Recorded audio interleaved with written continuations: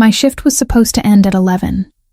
Instead, I stood at the nurse's station at 2:17 in the morning, charting vitals for an overdose patient in Bay 4, while my feet screamed in protest. 3 years working nights at County General had taught me to ignore exhaustion, to function on coffee and adrenaline, to tune out the chaos that defined emergency medicine. But nothing prepared me for the paramedics who burst through the doors with a child seizing on the gurney. I dropped my pen. The sound disappeared beneath the urgency in the lead paramedic's voice.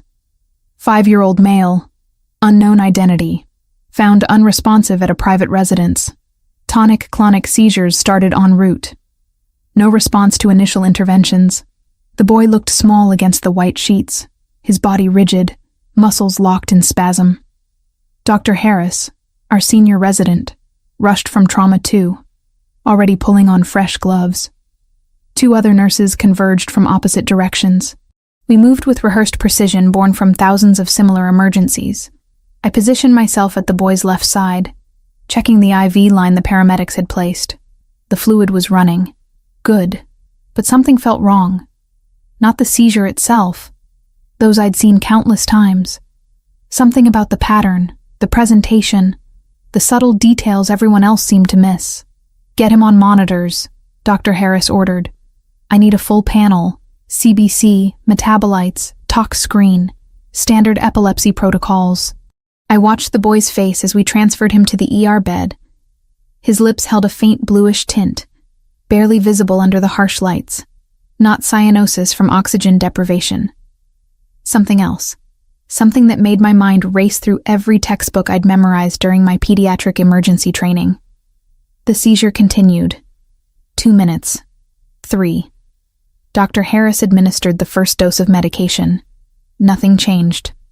The attending physician arrived, Dr. Morrison, who'd been handling a cardiac arrest in the next bay. He glanced at the monitors, at the child, made the same assumptions. "Increase the dosage," he said. "If this doesn't work, we're looking at status epilepticus." But I couldn't look away from the boy's hands. The tremor wasn't symmetrical. His right side jerked with more violence than his left. His pupils, when I checked them with my penlight, reacted but not quite right. Sluggish. Irregular. My breath caught. I knew this. I'd studied this exact presentation during my advanced certification. A syndrome so rare that most doctors went their entire careers without seeing a case. Reyes syndrome, but not the typical presentation. This was the atypical variant, complicated by metabolic crisis, mimicking other conditions and killing children before anyone realized what they were treating.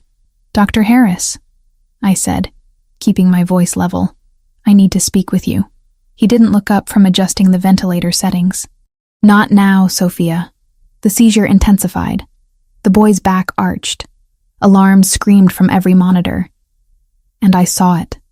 The moment I'd been dreading. The subtle change in his cardiac rhythm that told me we had minutes, not hours. I stepped directly into Dr. Harris's line of sight. This isn't epilepsy. Look at the asymmetrical presentation, the pupillary response, the slight jaundice in his sclera.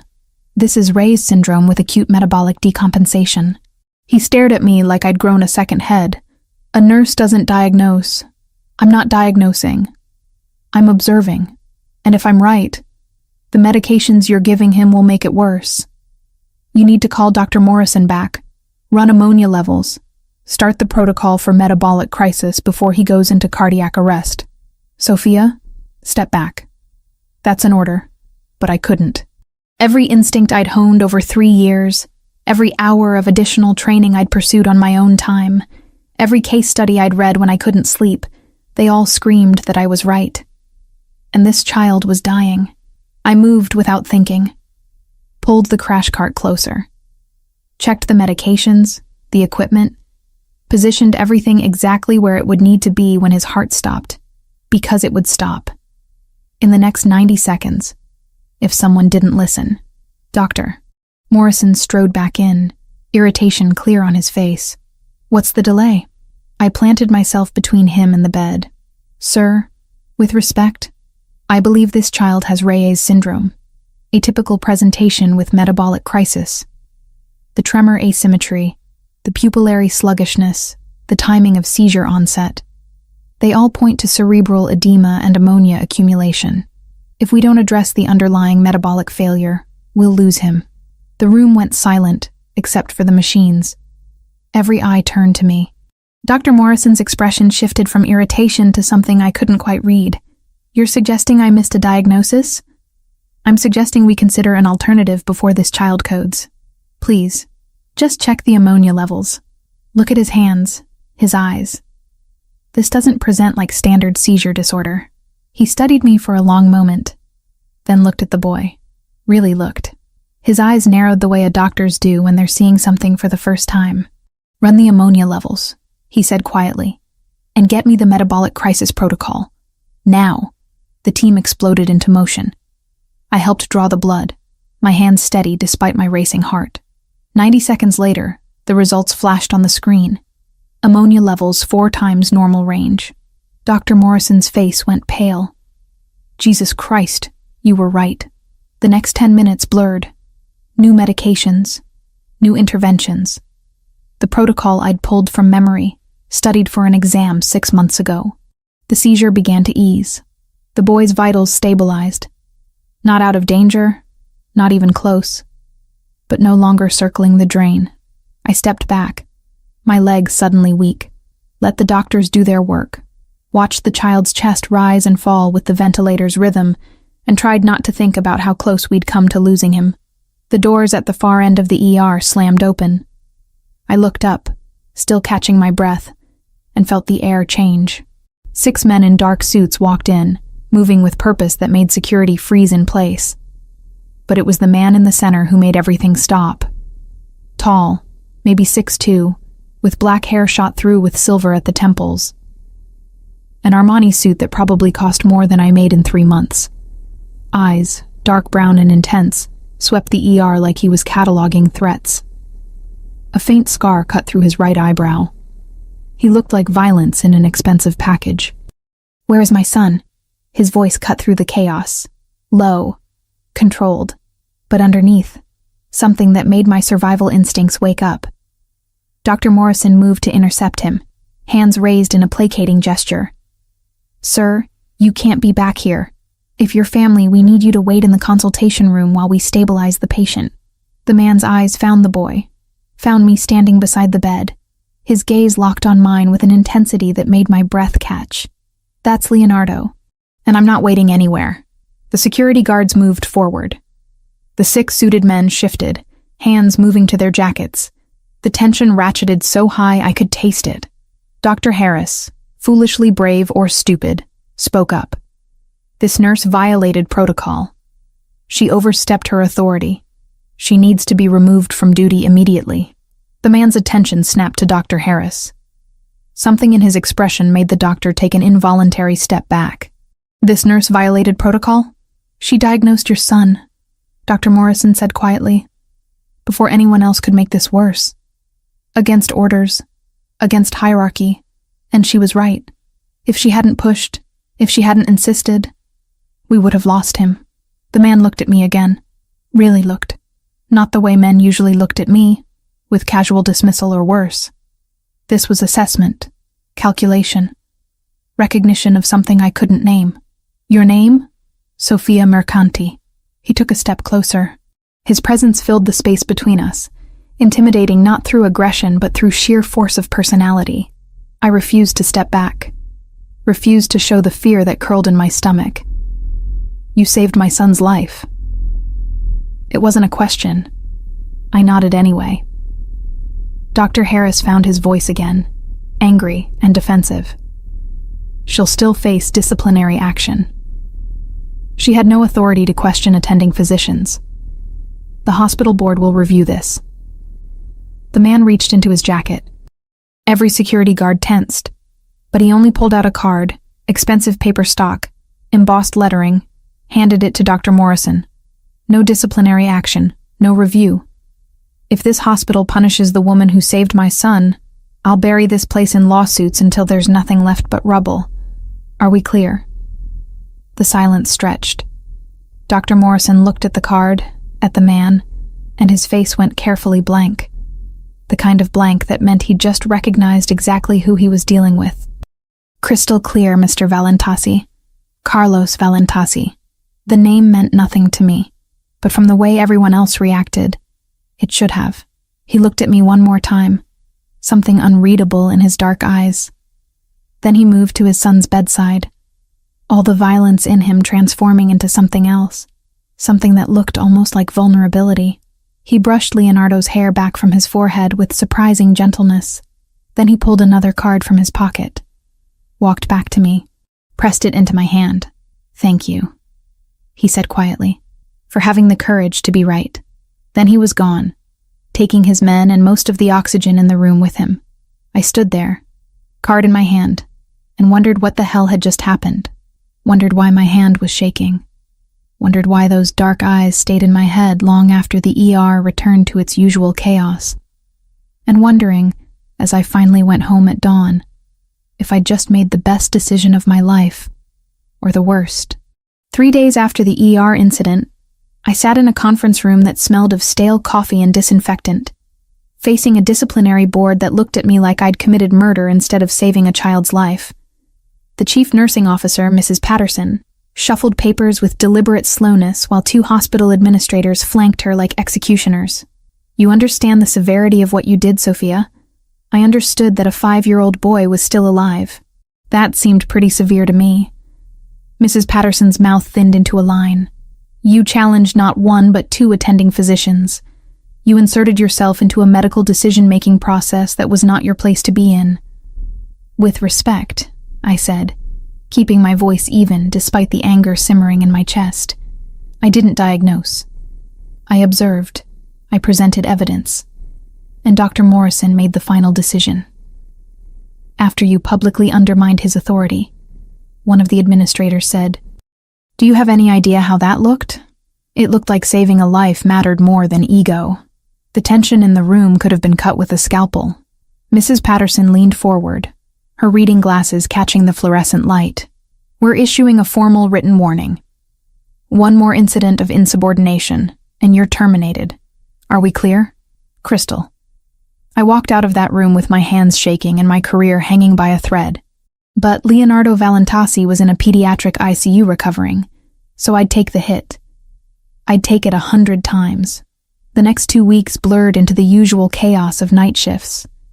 I threw myself into work, tried not to think about dark eyes and dangerous men, tried to ignore the business card that I'd tucked into my wallet and hadn't thrown away. The name Valentasi nagged at me. I'd finally looked it up. Shipping company, they said. Import-export. The kind of vague description that meant something else entirely.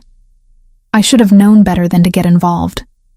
But I couldn't stop thinking about that little boy, wondering if he was okay, if the treatment had worked, if he'd have permanent damage.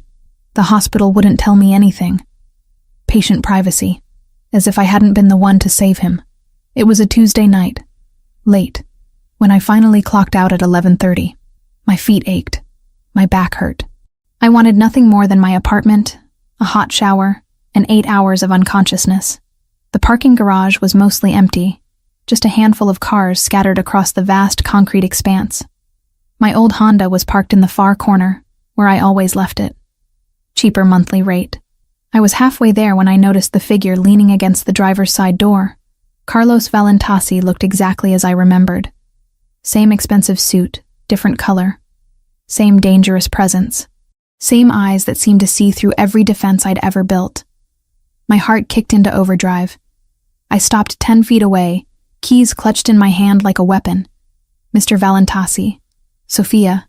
He straightened, hands in his pockets, non-threatening posture. But there was nothing non-threatening about a man like him. "I hope you don't mind me waiting. I wanted to speak with you." At nearly midnight in a parking garage? His mouth quirked. Not my smoothest approach. "But you're difficult to reach through official channels.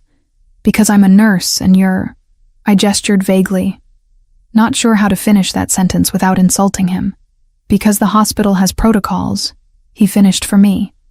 "And I don't like protocols that get in my way." I should have been scared. Part of me was. but a larger part was curious and probably stupid. What do you want? To thank you properly and to make you an offer. I've already been thanked. And I don't need anything. Leonardo is being discharged tomorrow, he said. And something in his voice changed, softened. He's stabilized. But the doctors say the next 6 months are critical. He has a genetic condition that makes him vulnerable to these episodes. They could happen again. I'm sorry, I said, and I meant it. But I don't understand what that has to do with me. He took a step closer. I watched him, tense, ready to run if I needed to. He needs specialized care. A nurse who understands his condition, who can recognize the warning signs, who has the knowledge and the courage to act when doctors miss things. Someone like you. You want to hire me? I want to hire you to be Leonardo's private nurse for the next 6 months. Live-in position at my estate. Salary 10 times what you make here. The number he named made my breath catch. That was enough to pay off my mother's medical bills. Enough to actually save something. Enough to change everything. But there was always a catch. Why me? I asked carefully. There are private nurses with more experience. People who specialize in pediatric care. Because you saved his life when no one else could. Because you have instincts that can't be taught. Because when you were right, you didn't back down even when it cost you. He pulled an envelope from his jacket, handed it to me. I opened it with shaking hands. Contract. Legal. Detailed. And that salary, right there in black and white. I can't, I said, even though every practical part of my brain screamed at me to take it. I don't know you. And the name Valentasi, I know what it means. His eyes darkened. What do you think it means? It means you're not in the shipping business. Not really. Smart, he said quietly. And honest. I appreciate both. Yes, Sophia. My family has interests that aren't entirely legal. But my son is just a 5-year-old boy who almost died because no one else was paying attention. That's all this is about. I wanted to believe him. God, I wanted to take that money and that job and convince myself it was just about helping a sick child. But I'd seen enough crime dramas, heard enough stories. I need to think about it. Fair enough. He reached into his pocket again, pulled out another card. Different from the first. This one had a number handwritten on it. Call me when you decide.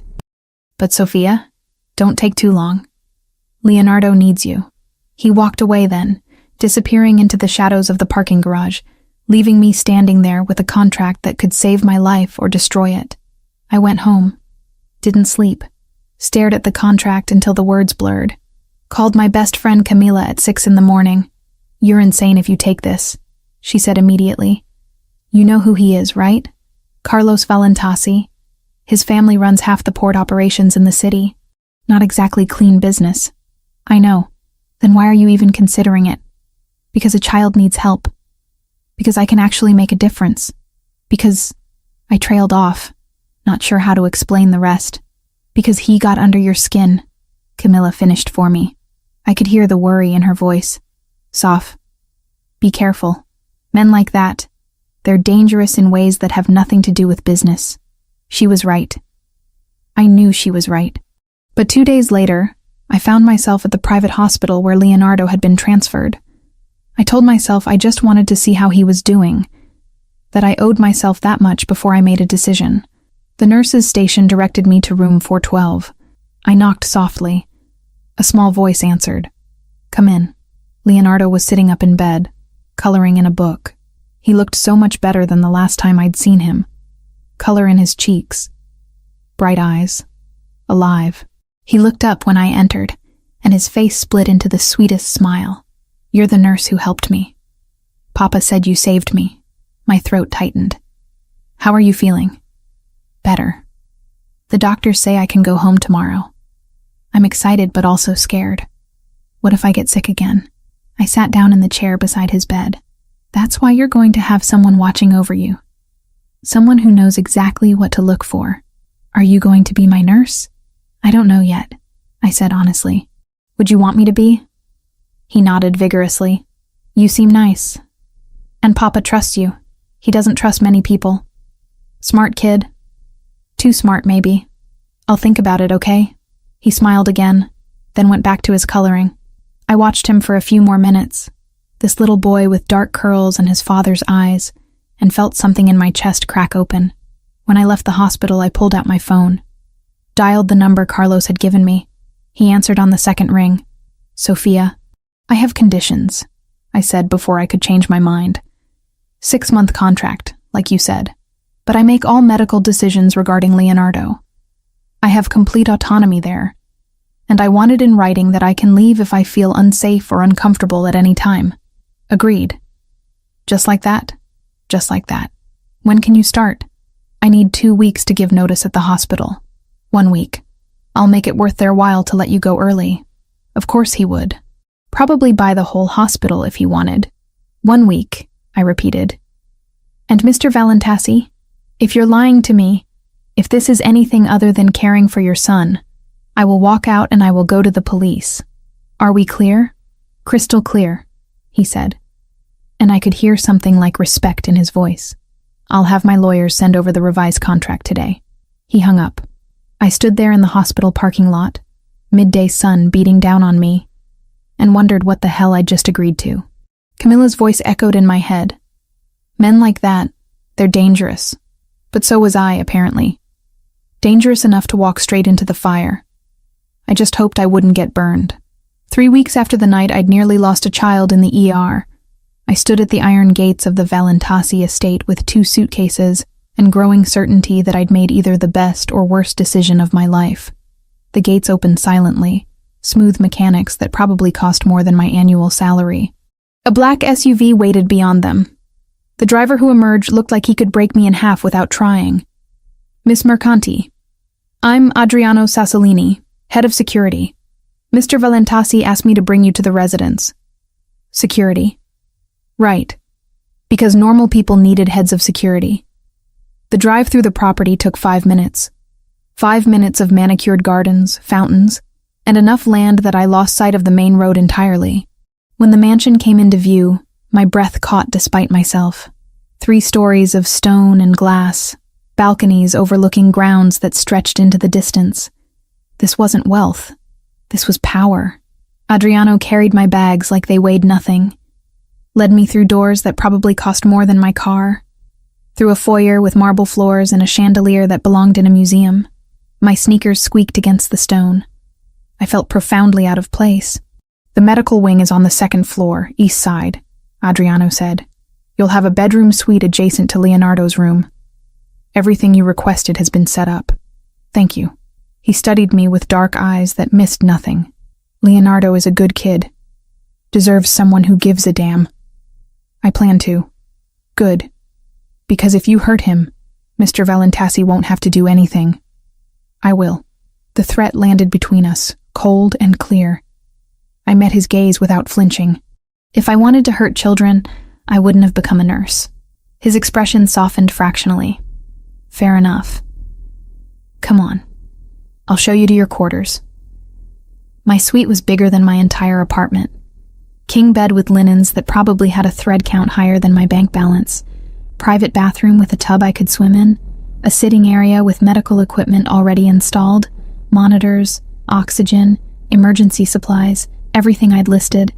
And through a connecting door, Leonardo's room. I knocked before entering. Found him sitting cross-legged on his bed. Same coloring book from the hospital. Tongue poking out in concentration as he filled in a dinosaur with careful precision. He looked up, and his face split into that heartbreaking smile. You came. I promised I would, didn't I? Papa said you might change your mind, that sometimes people say things but don't mean them. Well, I meant it. How are you feeling? Good. A little tired. They made me do tests all morning. I pulled up a chair beside his bed, already falling into assessment mode. Let me take a look at you, okay? Just a quick check. He submitted to my examination with the patience of a child who'd spent too much time in hospitals. Vitals stable, color good, pupils reactive, no signs of distress. But there was wariness in his eyes, guardedness that no 5-year-old should have. You're doing great, I said, ruffling his dark curls. But if you start feeling strange, anything at all, you tell me immediately. Deal? Deal. The door opened. Carlos Valentasi stood in the threshold, and the air pressure in the room changed. He wore a dark suit, no tie, top button undone. Even casual, he radiated control. Sophia. Welcome. Mr. Valentasi. Carlos. He corrected. If we're living under the same roof, formality seems excessive.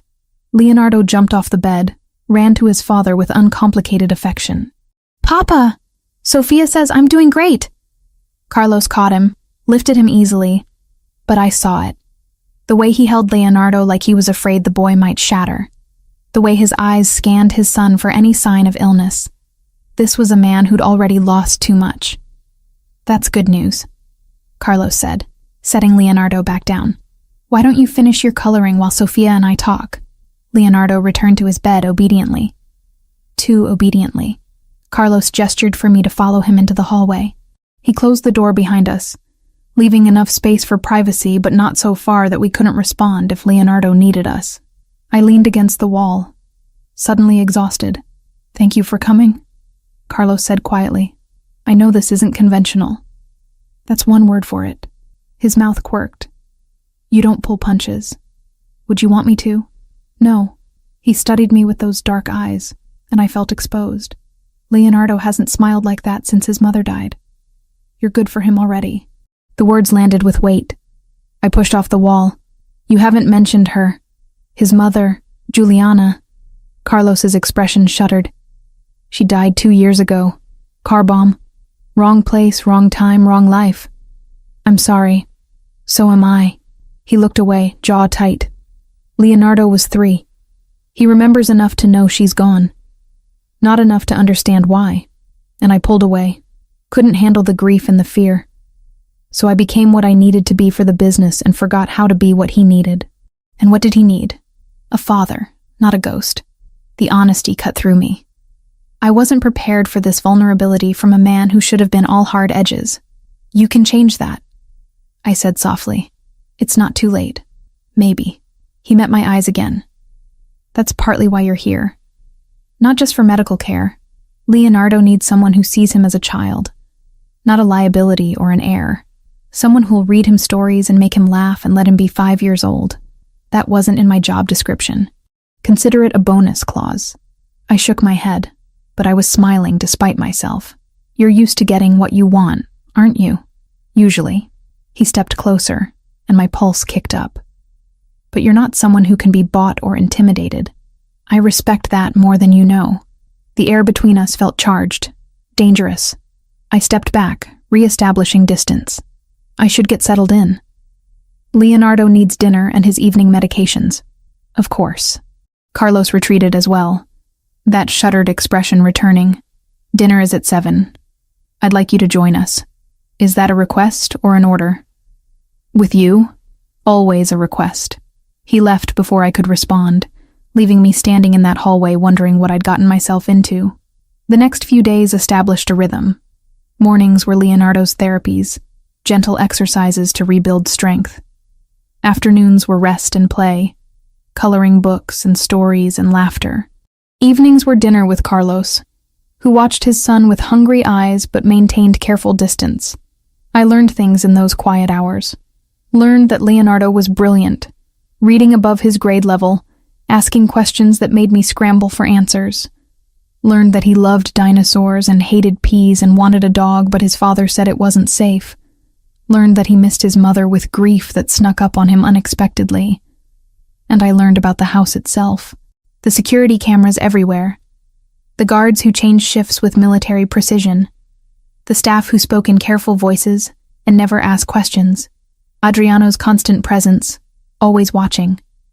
This was a fortress disguised as a home. One evening, a week into my tenure, I found Leonardo crying quietly in his bed. When I asked what was wrong, he just shook his head. So I sat beside him, pulled him close, and started humming. A simple melody, nothing special, just something my grandmother used to sing when I was scared. Leonardo's sobs quieted. That's pretty. What is it? An old Italian lullaby. My nonna taught it to me. Can you teach it to me? So I did. singing softly in a language I barely remembered, letting the words wrap around us like comfort. Leonardo's breathing evened out, his small body relaxing against mine. I didn't hear Carlos enter. Didn't see him standing in the doorway until I'd finished and looked up. His expression was raw, unguarded, devastated. He turned and left before I could speak. Later, much later, after Leonardo was deeply asleep, I heard movement in the hallway. Found Carlos sitting on the floor outside Leonardo's door, head in his hands. I sat down beside him. Didn't say anything. Just waited. Juliana used to sing that song, he said finally, voice rough. I haven't heard it in 2 years. I'm sorry. I didn't know. Don't apologize. He looked at me, and in the dim light, he looked younger, vulnerable. I'd forgotten how it sounded. Forgotten that Leonardo needed that kind of comfort. I've been so busy keeping him alive, I forgot to let him live. You're trying now. That counts. Does it? His laugh was bitter. I'm 38 years old, and a 27-year-old nurse has to teach me how to be a father. I'm not teaching you. I'm just here, doing what needs to be done. He was quiet for a long moment. Then, so softly I almost missed it. Thank you. For being here. For caring about him. It's my job. No. His eyes held mine. This is more than a job. You see him. Really see him. That's not something money can buy. The intensity of his gaze made my breath catch. I looked away first, standing with an excuse about checking equipment, but I felt his eyes on me as I retreated to my room. And I felt something shift between us. Something that scared me more than any threat Adriano could make. Because Carlos Valentasi was dangerous, yes, but not in the way I'd expected. He was dangerous because underneath the power and violence and control, he was just a man trying to save his son. Just a father, drowning in grief and fear. And I was already starting to care about both of them, far more than was safe. I lay in bed that night, listening to Leonardo's soft breathing through the monitoring system, and wondered how I'd protect my heart when this was over. Wondered if it was already too late. 5 weeks into my time at the Valentasi estate, Leonardo's latest blood work came back perfect. The metabolic markers were stable, the ammonia levels normal, his system functioning the way it should. I watched him racing across the back lawn chasing a butterfly, and my chest tightened with something that felt dangerously close to pride. Sophie, he called, his new nickname for me slipping out naturally. Come see. I jogged over, laughing as he pointed excitedly at a monarch perched on a rose bush. The boy who'd been seizing on an ER gurney 5 weeks ago was now running, playing, living. Medical miracle or not, I'd take it. Carlos appeared on the terrace, coffee in hand, watching his son with an expression that had shifted over the weeks. The careful distance had shortened. He'd started reading bedtime stories again, started eating breakfast with Leonardo instead of disappearing into his office before dawn, started being present, and maybe that was the most dangerous thing of all. Because watching Carlos Valentasi transform from a ghost into a father made him more real, more human, more impossible to resist. He's doing remarkably well, Carlos said as I joined him on the terrace. Thanks to you. Thanks to modern medicine and a good treatment plan. Don't diminish what you've done. His dark eyes held mine. Leonardo laughs now. He asks questions. He acts like a kid again. That's not medicine. That's you. The intensity of his gaze made my pulse skip. I looked away, watching Leonardo instead. He's a fighter. He was always going to bounce back. Maybe. But you gave him a reason to. Before I could respond, Adriano emerged from inside, his expression tight. We need to talk. Now. The shift in Carlos was immediate. The warmth vanished, replaced by cold authority. I'll be right back, he said to me, then followed Adriano inside. I stayed with Leonardo, playing in the garden until lunch, but something felt off. The guards seemed more alert, their positions more strategic. When we went inside, I noticed additional security near the entrances. That night, after Leonardo was asleep, I found Carlos in his study. Knocked even though the door was open. He looked up from papers spread across his desk, exhaustion stark on his face. Come in. I stepped inside, closing the door behind me. What's going on? He leaned back in his chair. Nothing you need to worry about. The guards doubled today. Adriano looks like he's expecting a siege. Don't insult my intelligence by pretending everything's fine. Carlos studied me for a long moment. Then he gestured to the chair across from him. Sit. I sat. We've had surveillance on the property, he said carefully. Unidentified vehicles, cameras positioned in places they shouldn't be. Someone's watching the estate. Who? Best guess? The Bratva. Russian organized crime. We've had territorial disputes over port operations for months. It's been escalating. My stomach dropped. Are we in danger? Is Leonardo in danger? I won't let anything happen to either of you. His voice was steel, but I need to leave tomorrow. Meeting with our allies, trying to establish a stronger position before this turns into open war. How long? 3 days? Maybe 4. Adriano will be here with enhanced security. You'll be safe, but you won't be. The words hung between us. Carlos's expression softened fractionally. I've been doing this a long time, Sophia. I know how to handle myself. That's not an answer. No, it's not. He stood, walked around the desk, stopped close enough that I could feel the heat of him. But it's the only one I can give you. I should have stepped back, should have maintained professional distance. Instead, I stood as well, closing the space between us. This is insane. The whole situation. Living in a fortress, armed guards everywhere, you disappearing to handle territorial disputes like it's normal. It's my life. Always has been. Well, it's terrifying. And I hate that Leonardo has to grow up in it. And I hate that you think this is just how things have to be. What would you have me do? Walk away? The business doesn't work like that. Once you're in until someone puts you in the ground. Then get out. I grabbed his arm, surprising both of us. You said you wanted to be a better father. How can you do that if you're dead? You think I haven't thought about that? His voice was rough. Every day I think about it. Every time I look at Leonardo and see Juliana's eyes, I think about walking away, taking him somewhere safe, starting over. But it's not that simple. Why not? Because the moment I show weakness, the moment I try to leave, they'll come for us. For him. The only thing keeping Leonardo safe is my power, my reputation. If I walk away, I'm just a man with a vulnerable son. Easy target. The logic was brutal, and probably true. I released his arm, stepping back. I'm sorry. I don't understand your world. I just know I care about that little boy upstairs. You care about him. What about me? The question caught me off guard. I looked up, found Carlos watching me with an intensity that stole my breath. What? Do you care about me, Sophia? Or am I just the dangerous father who comes with the job? I should have lied. Should have kept it professional. But the truth came out anyway. I care. More than I should. More than is smart or safe. Show me. What? Show me that you care. It was reckless. It was stupid. It crossed every line I'd been trying to maintain. But when Carlos stepped closer, when his hand came up to cup my face, when his eyes searched mine for permission, I gave it. The kiss started gentle, questioning, but within seconds it transformed into something desperate, urgent. 2 people who'd been circling each other for weeks finally giving in. His hands tangled in my hair. Mine gripped his shoulders. And for those few minutes there was no danger.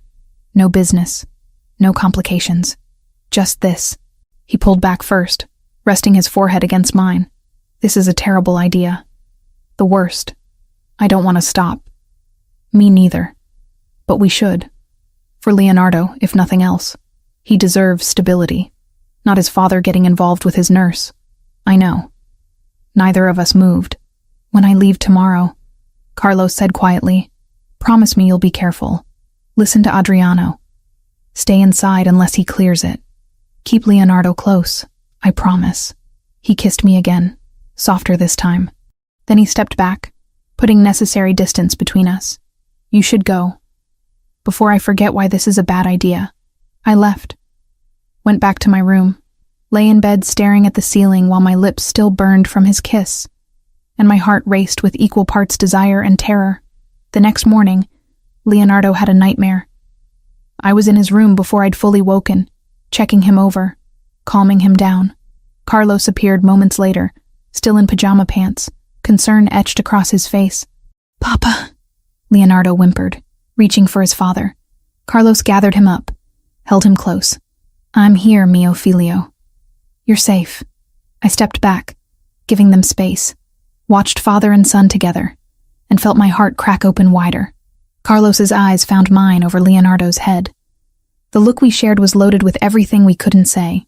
Later, after Leonardo had calmed and gone back to sleep, after Carlos had showered and dressed in his armor of expensive suits, he found me in the medical room organizing supplies. He closed the door, pulled me close, kissed me like it might be the last time. "Come back safe," I whispered against his lips. "Always." He touched my face, traced my cheekbone with his thumb. "Take care of him. Take care of yourself." Then he was gone. I watched from Leonardo's window as he left with a convoy of black SUVs, and tried not to think about all the ways this could go wrong. Tried not to think about how much it would hurt if he didn't come back. Adriano found me later that afternoon. "We need to talk about protocols. If anything happens, you take Leonardo to the safe room. You know where it is? The one in the sublevel." "Yes." "Good. Don't leave for any reason until I give the all clear. No matter what you hear. Leonardo's safety is everything." "Understood?" "Understood." He nodded, started to leave, then paused. "He cares about you, Carlos. I've known him 20 years, and I've never seen him look at anyone the way he looks at you. That doesn't change anything. Doesn't it?" Adriano's expression was unreadable. "Maybe it changes everything."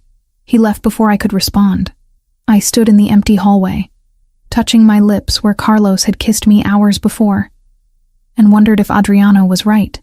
Wondered if love could be enough when the whole world was determined to tear you apart. That night I couldn't sleep. Checked on Leonardo 3 times, paced my room, finally gave up and went to the kitchen for tea. The house felt too large, too empty without Carlos's presence filling the spaces. I was halfway through my second cup when my phone buzzed. Unknown number. I almost didn't answer, but something made me pick up. Sophia. Carlos.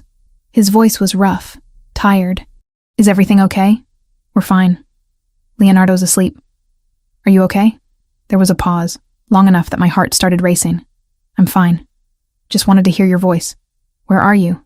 "Can't say. But I'm thinking about you. About what happens when I get back." "What does happen?" "I don't know. But I know I don't want to pretend anymore. Don't want to keep my distance. Don't want to act like you're just Leonardo's nurse when you're so much more. Carlos, I have to go. But Sophia, you belong to me now, whether you want to or not. Whether it's smart or not. You're mine." He hung up before I could respond. I sat in that dark kitchen, phone pressed to my chest, and felt the truth of his words settle into my bones. I was his, and God help me. I didn't want to be anything else.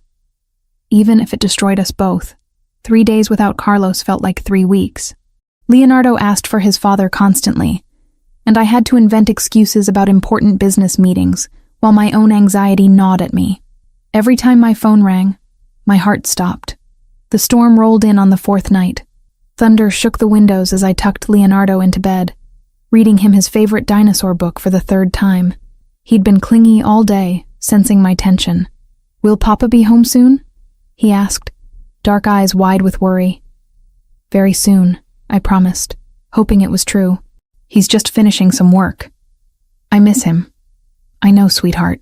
Me too." I stayed until he fell asleep, his small hand wrapped around my fingers. Then I retreated to my room, listening to the rain hammer against the glass, watching lightning split the sky. At 2:47 in the morning, the power went out. My training kicked in before my fear could.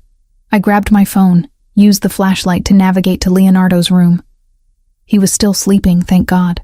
I stood in his doorway, waiting for the backup generators to activate. 4 seconds. That's how long it took. 4 seconds of complete darkness before the emergency lights flickered on, bathing everything in dim red. And in those 4 seconds, alarms started screaming. I ran to Leonardo's bed, shook him awake. "Wake up, baby. We need to go. Right now. His eyes flew open, immediately terrified. What's happening? It's okay. I scooped him up, felt him wrap his arms around my neck. We're going to play that game, remember? Like Papa showed you? The safe room, he whispered. The door burst open. Adriano, weapon drawn, blood on his sleeve. Go. Now. Don't stop for anything. Gunfire exploded from somewhere below us. Leonardo flinched violently against me. I ran. Down the hallway, through the service corridor, past the wine cellar, into the sublevel. My bare feet slapped against cold stone. Leonardo's breath came in panicked gasps against my shoulder. Behind us, more gunfire.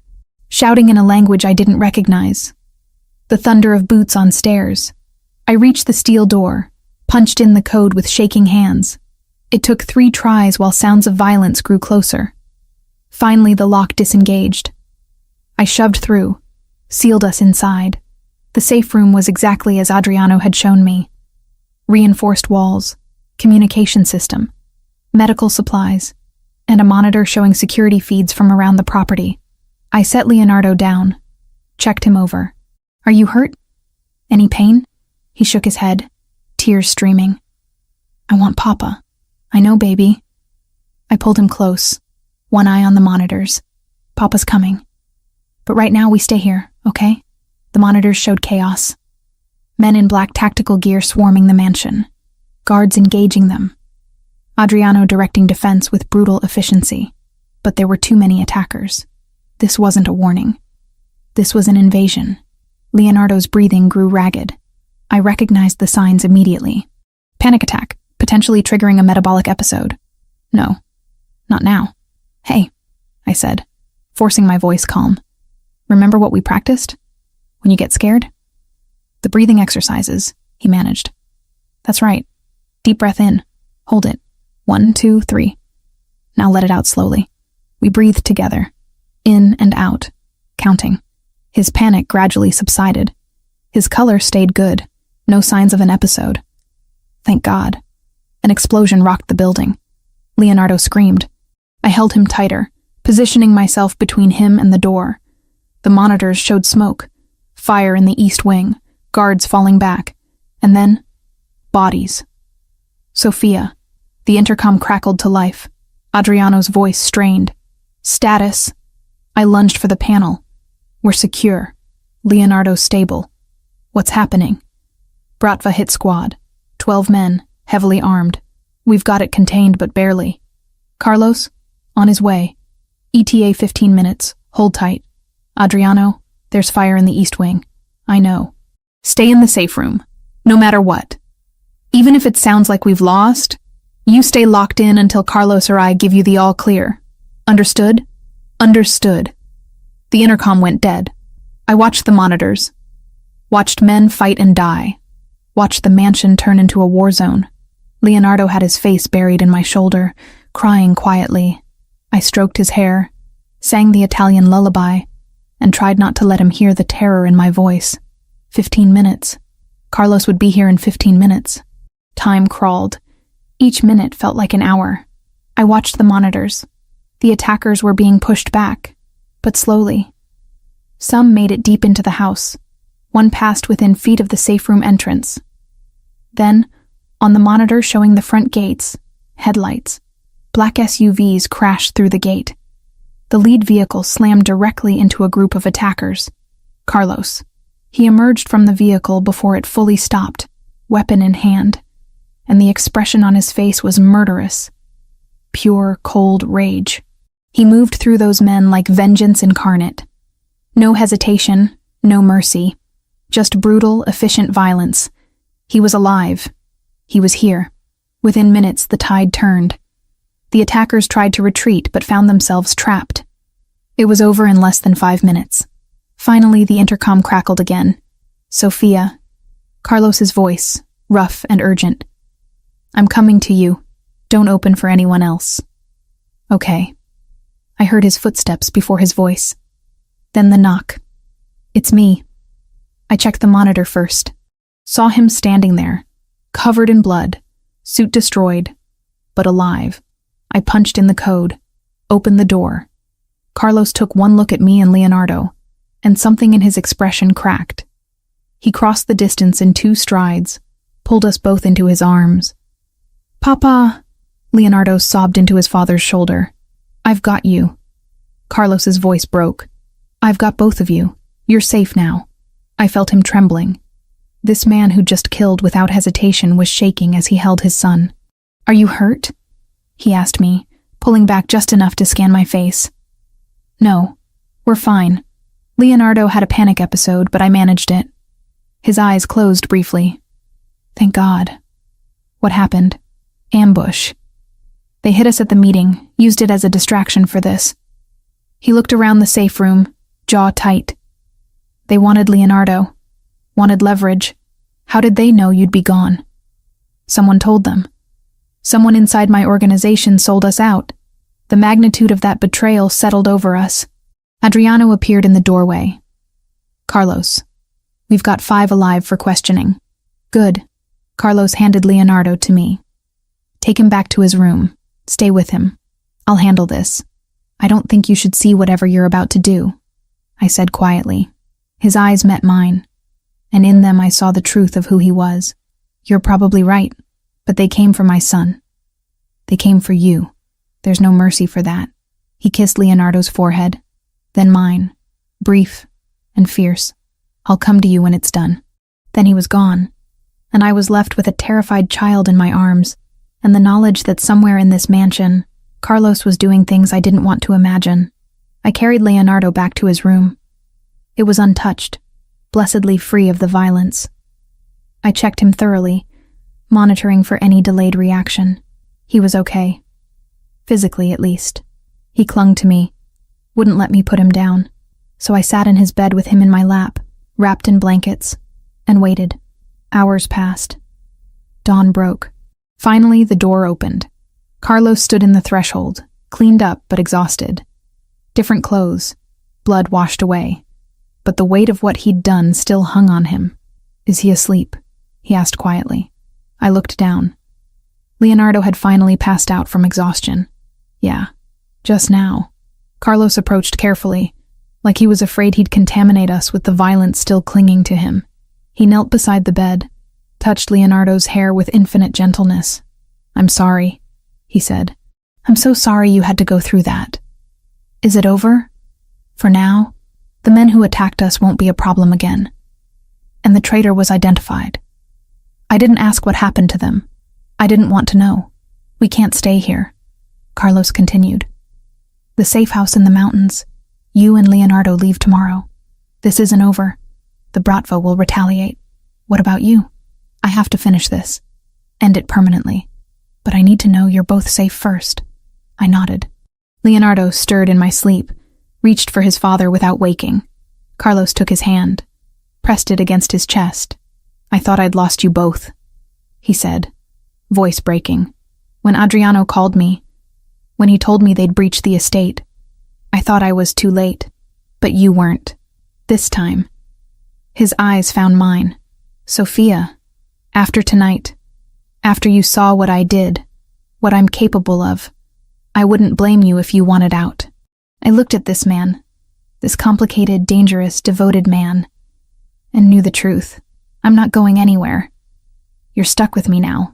His smile was exhausted but real. "You belong to me." "Yeah." I kissed his forehead. "I do." We stayed like that until the sun rose.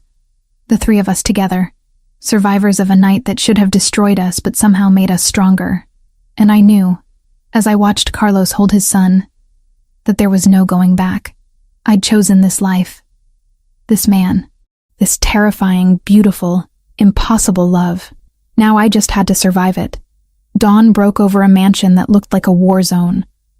Bullet holes pockmarked the walls. Windows were shattered. Blood stained the marble floors. I stood in Leonardo's doorway, watching Carlos orchestrate the cleanup with cold efficiency while his son slept, mercifully oblivious to the carnage. The reality of what had happened settled over me like ice water. We'd almost died. Leonardo had almost been taken, and the only thing standing between us and that fate was Carlos's willingness to be more violent than anyone else. "Sophia." Carlos appeared beside me, his hand gentle on my lower back. "We need to talk." I followed him to his study, the only room that seemed untouched by last night's violence. He closed the door, poured himself 2 fingers of whiskey despite the early hour, then turned to face me.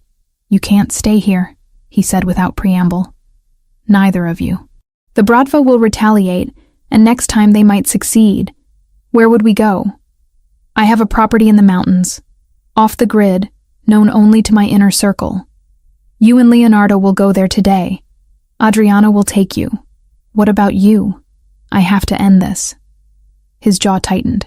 The attack last night was orchestrated by the Bratva, but funded by someone else. Someone who wants me weak. I need to find out who and eliminate the threat permanently. How long? However long it takes. The thought of being separated from him, especially now, made my chest ache. But the thought of Leonardo in danger was worse. "Okay, we'll go." Carlos set down his glass, crossed to where I stood, pulled me close. "I'm sorry. For all of this. You didn't sign up for war. I signed up for Leonardo. Everything else comes with the package. You could leave. Take your money, walk away, be safe. Could I?" I looked up at him, because I don't think my heart would let me anymore. His kiss was desperate, claiming. When he pulled back, his forehead rested against mine. "You're mine, Sophia. After this is over, after everyone who threatened my family is dead, I'm never letting you go. You understand?" "Yeah, I do." "Good. Now go pack. Light. We move in an hour." The mountain house was nothing like the estate. It was smaller, more intimate, built into the hillside with panoramic views of wilderness in every direction. Security was invisible but present. Cameras, sensors, armed men positioned in strategic locations. Home for the foreseeable future. Leonardo adjusted quickly, as children do. He had me, he had his toys, he had video calls with his father twice a day. That was enough. For a 5-year-old anyway. For me, it was torture. Days bled into each other. I maintained Leonardo's medical routine, played endless games of dinosaurs, read until my voice went hoarse. But every night, I lay awake wondering where Carlos was, what he was doing, if he was safe. Camilla called on the 3rd day. I took it outside, away from Leonardo's ears. "You're all over the news," she said without preamble. Not by name, but there was an incident at the Valentasi estate. Deaths. Lots of them. "I'm fine. We're fine." "Soph, what are you doing? This isn't just dating a dangerous man anymore. This is active warfare." "I know. Then come home. Bring Leonardo. Come home and let me help you disappear." "I can't. Can't or won't. Both." I closed my eyes. "Cam, I love him. I love them both. I can't walk away. Even if it gets you killed?" Even then. She was quiet for a long moment, then softer. "Okay, but if you need me, if you need anything, you call. Promise me." "I promise." After I hung up, I cried. For the life I'd left behind. For the innocence I'd lost. For the woman I'd been before Carlos Valentasi walked into that ER and changed everything. But I didn't regret it. Not for a second. A week into our mountain exile, Adriano pulled me aside after dinner. "We have a problem." My stomach dropped. "What kind of problem?" The investigation into the attack revealed something. He paused, choosing his words carefully. The mole wasn't just anyone. It was Carlos's accountant. Mid-level guy. Access to schedules, movements, patterns. The Bratva paid him for information. Was? Carlos handled it personally. I didn't need details. What's the problem then? The accountant had been talking for months. Sold information about Leonardo's condition, your arrival, the routine. Everything. The Bratva knows exactly how vulnerable Leonardo is. They were planning to take him, force Carlos to surrender territory in exchange. Oh God, they won't stop. Not until they get what they want or we eliminate them completely. Carlos is working on the latter, but it's complicated. The Bratva has protection, connections, power. How complicated? He's meeting with them. Neutral ground, mediated by the Cosa Nostra. Either they negotiate territory or this turns into open war. When? Tomorrow night. The fear that gripped me was physical. Adriano, that's a trap. You know it's a trap, probably, but it's also the only way forward. Carlos knows the risk. I wanted to scream, wanted to demand he call it off, stay hidden, choose safety. But I knew Carlos. Knew he'd never hide while his family was threatened. He'd walk into hell itself if it meant ending the threat. Keep Leonardo safe, Adriano said. Whatever happens, whatever you hear, he's the priority. I know. That night I held my phone until midnight, waiting for Carlos's call. It came at 12:15. Sophia. Just hearing his voice made my eyes sting. How are you? Exhausted. Missing you. Missing Leonardo. This needs to end. Is tomorrow night really the only way? Yes. The Bratva won't back down otherwise. They see weakness in what happened. Think they can push harder, take more, and if it's a trap, then I spring it on my terms. He paused. I need you to know something. If this goes wrong, if I don't make it back, there's a contingency plan. Adriano has instructions, money set aside for you and Leonardo, new identities, a way out. Carlos, don't. Listen to me. His voice was steel. I've updated my will. Half my legitimate assets go to Leonardo, the rest in trust until he's 21. You're named as his guardian, legal and binding. Stop talking like you're going to die. I'm talking like a man who's learned that tomorrow isn't guaranteed. I let his words settle between us. If something happens to me, promise you'll take care of him. Promise you'll get him out of this life. Nothing's going to happen to you. Promise me, Sophia. The tears came then, silent and hot. I promise, but you're coming back. You have to come back. I plan to, because I have a hell of a lot to live for now. I love you, Sophia. I should have said it before. Should have said it the first time I kissed you, but I'm saying it now. I love you. My heart cracked open. I love you too. Come back to me. Come back to us. Always. He hung up. I sat in that dark bedroom, phone clutched to my chest, and prayed to a God I wasn't sure I believed in anymore. Please, let him come home. Let him be okay.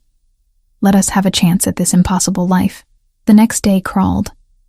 Leonardo sensed my anxiety, growing clingy and quiet. I read him stories, made his favorite lunch, anything to distract us both, but all I could think about was Carlos walking into that meeting. Adriano found me in the kitchen after Leonardo went down for his nap. Carlos wants you to see something. He handed me a tablet. On the screen was a video message. Carlos, sitting in what looked like a hotel room, addressing the camera with an intensity that made my breath catch. Sophia, if you're seeing this, things went wrong. I'm sorry. Sorry for bringing you into this world. Sorry for not being able to protect you and Leonardo the way you deserved. But I need you to know that knowing you, loving you, it was worth everything. You brought light back into my life. You gave Leonardo a mother again. You made me remember what it felt like to be human. Take care of him. Take the money. Take the new life Adriano will give you. And get as far from this world as possible. Let Leonardo grow up normal, safe, happy. That's all I want. And Sophia, don't mourn me too long. Live. That's what I want for you. A life full of joy and peace and everything I couldn't give you. I love you. Always. The video ended. I stared at the blank screen, tears streaming down my face. He recorded that this morning, Adriano said quietly. Just in case. He's not dying, I said fiercely. He's coming back. I hope you're right. That night, I couldn't sleep. Paced the living room while Adriano sat stone-faced in the corner, monitoring communications, waiting for news. Any news. It came at 11:37. Adriano's phone rang. He answered, listened, his expression giving nothing away. Then he looked at me. It's done. Carlos is alive. The relief nearly took me to my knees. Is he hurt? Some. But he's alive and the threat's been neutralized. We're clear. When can we see him? He's coming here. Should arrive in a few hours. I waited up. Watched the sun rise over the mountains. Watched the black SUVs wind up the long driveway. Watched Carlos emerge from the lead vehicle, favoring his left side but standing. Then I was running. Met him halfway. Threw myself into his arms despite the wince it caused. You're alive. You came back. Told you I would. His arms tightened around me. Always. Leonardo appeared in the doorway, sleep-rumpled and confused. Papa? Carlos released me, dropped to one knee despite the obvious pain. Leonardo ran to him, and I watched father and son hold each other. And I knew, standing in that mountain morning, that we'd survived. The attack, the separation, the war, whatever came next, we'd face it together, all three of us. A family forged in violence but held together by something stronger. Love. 4 weeks in the mountain house, and I'd almost forgotten what normalcy felt like.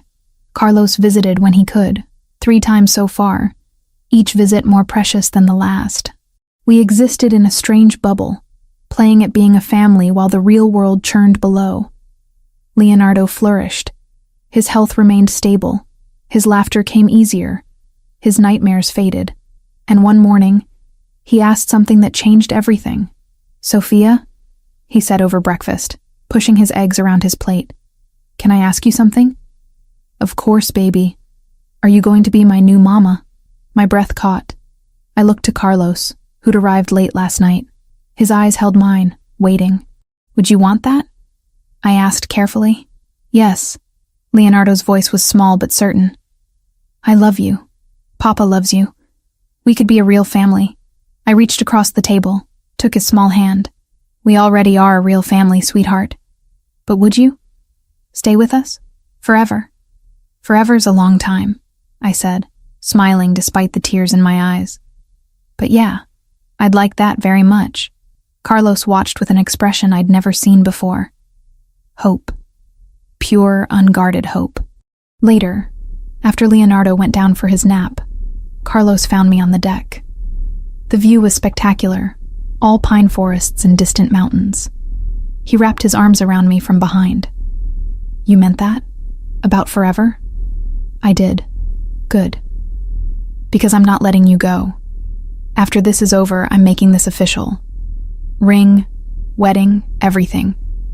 Is that a proposal? It's a statement of intent. His lips brushed my neck.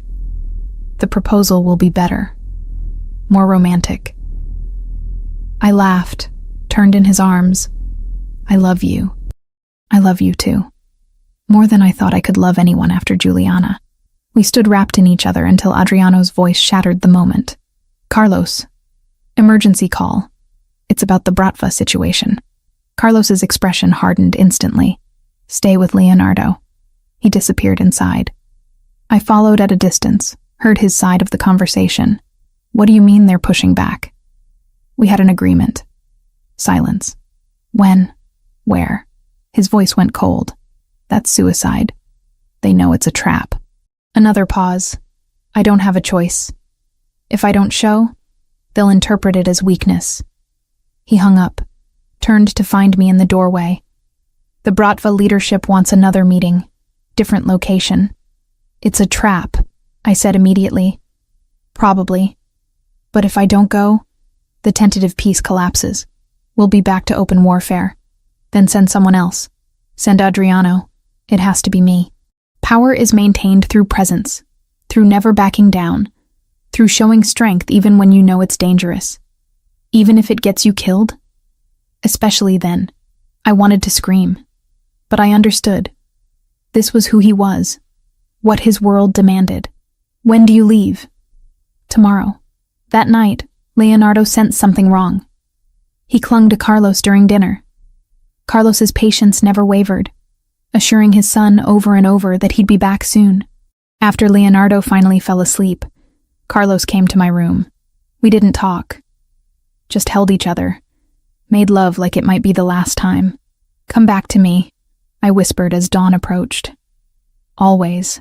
But when he left with Adriano and a convoy of guards, dread settled into my bones. 2 days passed.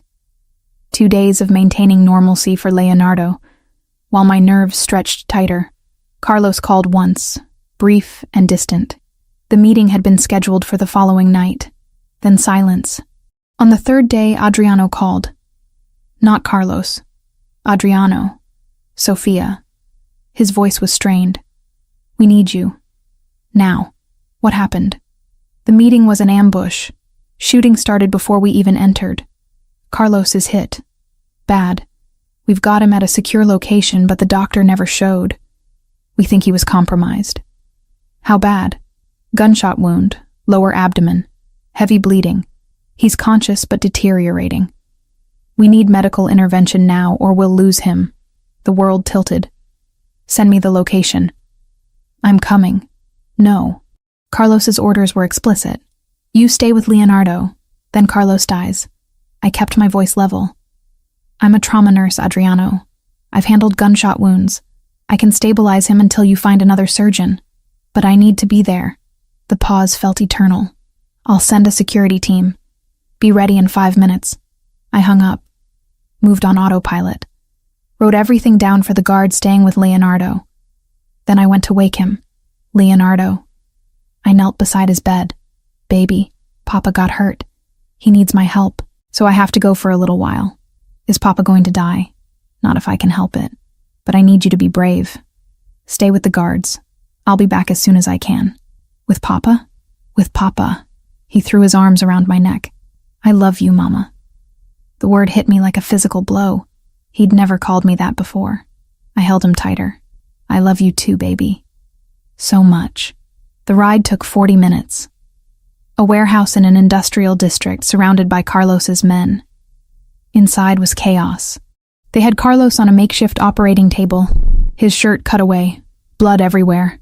Too much blood. I pushed past everyone. Moved. Carlos's eyes found mine, glazed with pain. You shouldn't be here. Shut up. I assessed the wound quickly. Entry wound in lower left abdomen. No exit wound. You're an idiot for going to that meeting. Noted. His attempt at a smile became a grimace. I turned to the men surrounding us. I need supplies, IV fluids, antibiotics, surgical kit, clean towels, oxygen. Move. They scrambled. Adriano appeared at my elbow. What do you need? A surgeon. I can stabilize him, control the bleeding, but I can't remove the bullet safely. The surgeon we had is dead. Killed before he could get here. Then find another one. Fast. I started an IV line, hands steady despite my terror. Carlos, stay with me. Don't you dare die. Trying not to. I worked systematically, controlled the bleeding with direct pressure, administered antibiotics, set up oxygen, monitored his vitals. Every skill I'd learned in 3 years of ER nursing came flooding back. Sophia, Carlos's hand found mine. If I don't make it, you're making it. I won't accept any other outcome. But if I don't, his eyes held mine. Take care of Leonardo. Get him out of this life. I promise. Now stop talking and conserve your energy. Adriano returned. I found someone. Dr. Sarah Chen, trauma surgeon. She's 30 minutes out. Carlos needs surgery now. She's the best we've got. Can you keep him alive for 30 minutes? I have to. Those 30 minutes were the longest of my life. I monitored every breath, every heartbeat, adjusted fluids, talked to Carlos constantly, forcing him to stay conscious, to keep fighting. When Dr. Chen finally arrived, professional and efficient, relief nearly took me to my knees. Fill me in, she said, already assessing Carlos. I gave her everything. Vitals, interventions, time since injury. She nodded, already prepping. You did good work. He's stable enough for me to operate, but I need you to assist. I can do that. The surgery took 2 hours. 2 hours of handing instruments, monitoring vitals, watching Dr. Chen work with steady hands to remove the bullet and repair the damage. The warehouse wasn't sterile. The conditions were far from ideal, but we made it work.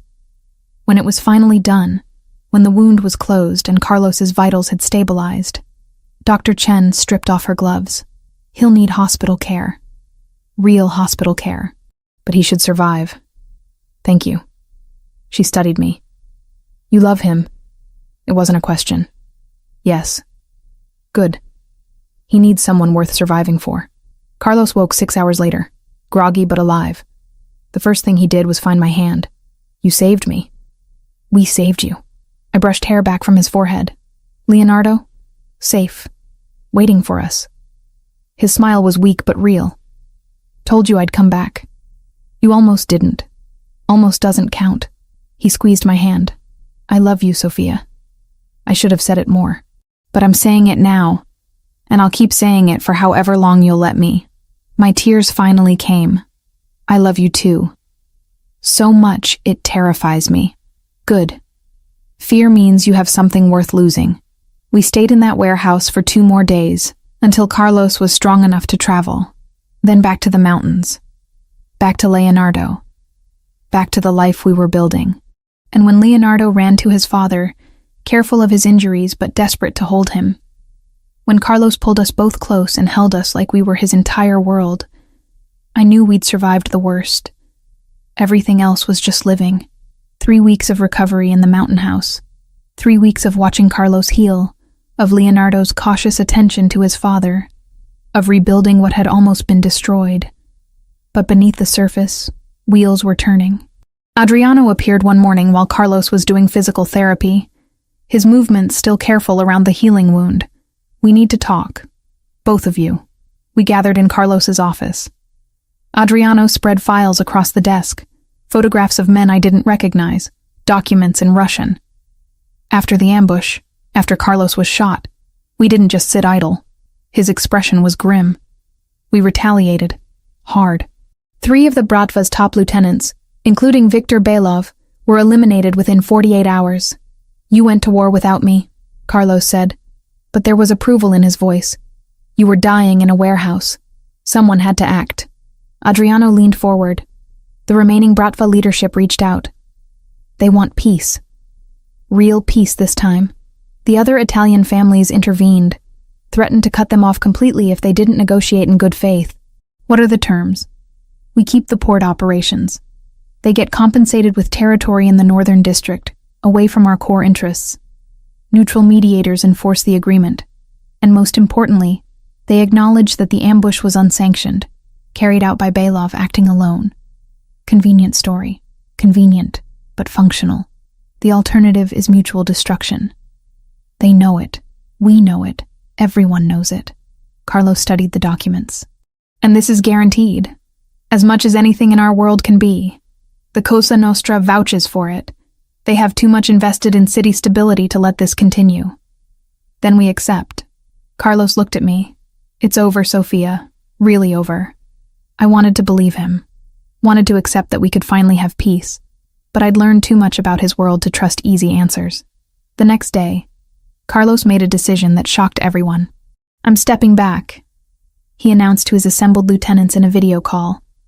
Adriano will take over day-to-day operations. I'll remain as head of the family, make major decisions, but I'm not running the streets anymore. The silence was deafening. Adriano spoke first. Carlos, are you sure? I almost died. I almost left my son without a father. Again. Carlos's voice was steel. I'm not doing that anymore. Leonardo deserves a father who's present, not one who's constantly 1 bullet away from a grave. And Sophia deserves better than constantly waiting to hear if I'm coming home in a body bag. After the call ended, Carlos found me in Leonardo's room, where I was organizing his medications. He leaned against the doorframe, watching. You meant that? I asked. About stepping back? Every word. I've been running on rage and duty since Juliana died. But you and Leonardo, you gave me something to live for instead of just survive. I'm not wasting that. What will you do? Be a father. Be your husband, if you'll have me. Run the business from a distance. Let Adriano handle the violence. He crossed to where I stood, pulled a small box from his pocket. This isn't how I planned it. I had this whole romantic scenario worked out. Sunset, champagne, perfectly rehearsed speech. But I've learned that tomorrow isn't guaranteed. He opened the box. An emerald ring, surrounded by diamonds, caught the light. Marry me, Sophia. Make this family official. Let me spend whatever time I have left showing you that you made the right choice walking into my world. My hands were shaking. Yes. God. Yes. He slipped the ring onto my finger, kissed me like we had all the time in the world. Leonardo burst through the door moments later, saw the ring, and started jumping up and down. "Does this mean Sophia's really my mama now?" "Really and truly," Carlos said, pulling his son into our embrace. "Best day ever." Months passed. Months of normalcy that felt surreal after everything. We moved back to the main estate, now fully repaired and refortified. Carlos kept his promise, working from home, delegating the dangerous work to Adriano. Leonardo started kindergarten with careful security, but as much normalcy as possible. And we planned a wedding. Camilla flew in a week before, took one look at me, and burst into tears. "You're really doing this." "I really am. He better be worth it." "He is." I showed her the ring. "He really is." She pulled me into a hug. "Then I'm happy for you." Terrified but happy. The wedding was small, intimate, held in the estate gardens on a perfect autumn day. Just family and close friends. Adriano stood as Carlos's best man, Camilla as my maid of honor, and Leonardo, 6 years old and impossibly serious, as ring bearer. Carlos wore a dark suit that probably cost more than most people's cars. I wore a simple dress, ivory silk that flowed in the breeze. Nothing extravagant. Nothing that screamed mafia wedding. Just two people committing to a life together. When it came time for vows, Carlos took my hands. "Sophia Mercanti, you walked into my life in the middle of my darkest moment. You saved my son. You saved me. You took a man who'd forgotten how to feel anything but rage and reminded him what it meant to love, to hope, to want more than just revenge and survival. I promise to be worthy of that gift. I promise to protect you, cherish you, and love you for every day I have left. You are my light in the darkness, my peace in the chaos, and the best decision I never knew I was making. My turn. I'd written vows, rehearsed them, but when the moment came, different words emerged. Carlos Valentasi, you terrified me from the first moment I saw you. This dangerous, powerful man who looked at me like I was the only person in the world.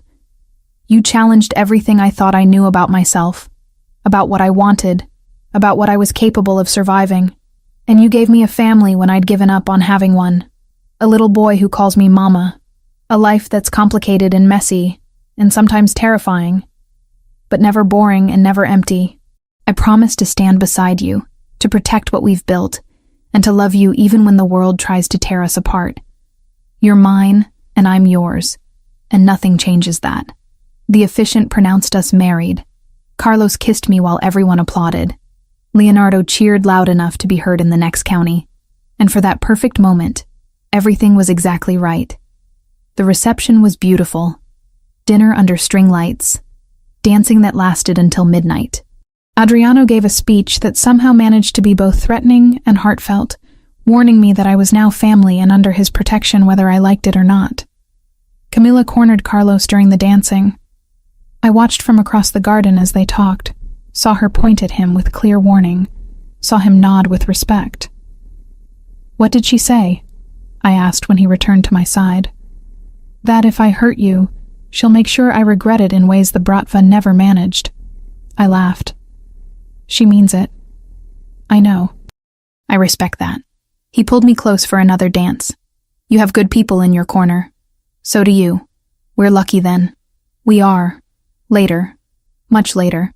After Leonardo had been carried to bed by an exhausted but happy Adriano. After the guests had left and the estate had quieted, Carlos and I stood on our bedroom balcony overlooking the grounds. "Happy?" he asked, arms around me from behind. "Happier than I ever thought possible."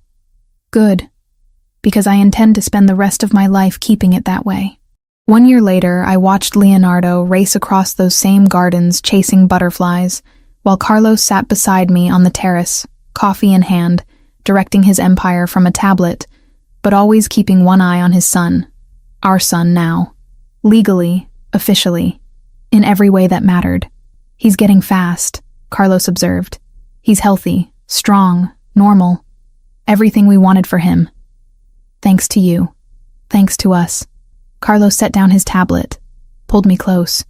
"You know, a year ago, I was lying in a warehouse bleeding out, convinced I'd never see another sunrise, never see Leonardo grow up, never get to marry you.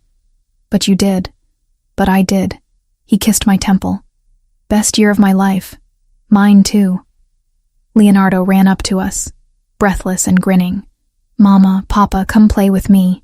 We went. Left the coffee and the tablet and the weight of the empire behind.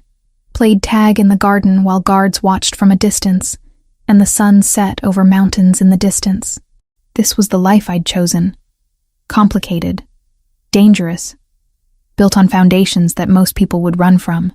But it was mine. Ours. A family forged in trauma, but held together by love stronger than any threat. I caught Carlos watching me with that look he got sometimes. The one that said he still couldn't quite believe I was real. That I'd stayed. That I'd chosen him despite everything. I love you, I mouthed across the garden. His smile was everything. I love you too. Leonardo tackled his father, and they went down in a heap of laughter.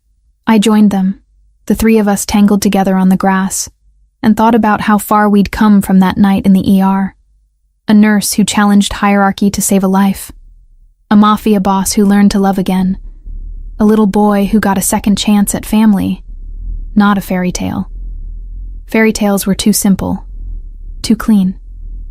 This was something better. Something real. Something worth every risk, every fear, every impossible choice. This was home. This was family. This was love. And nothing, not the bratva, not the dangers of Carlos's world, not anything could take that away from us. We'd survived the worst. Everything else was just living. And God, what a beautiful life it was.